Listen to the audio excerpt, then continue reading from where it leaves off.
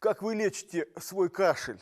Один из самых простых способов принять доступные антибиотики, так? Где мои таблетки? Национальный институт исследований в области здравоохранения Великобритании провел такое исследование.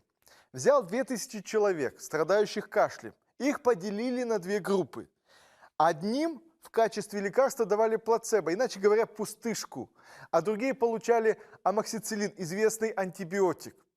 Эксперимент длился неделю. Все люди были старше 60 лет.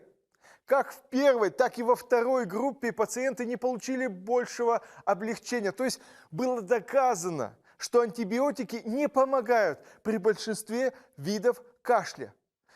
Кроме того, неразборчивое использование антибиотиков повышает риск побочных эффектов и появления мультирезистентных бактерий.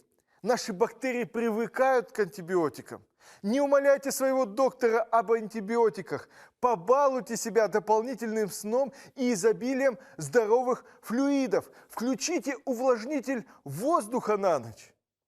И еще к этому используйте метод борьбы с кашлем Тель-Авивского университета.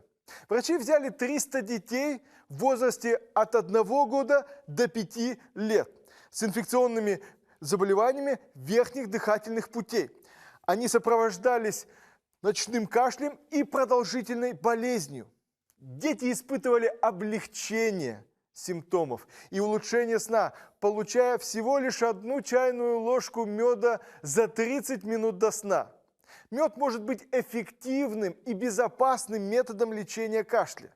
Помните, однако, его никогда не следует давать детям до 1 года, иначе есть риск развития ботулизма. Хочется прибавить к словам мудрого Соломона: «Ешь, сын мой, мед, потому что он приятен, и сок, который сладок для гортани твоей». Мед, который помогает излечить в том числе кашель.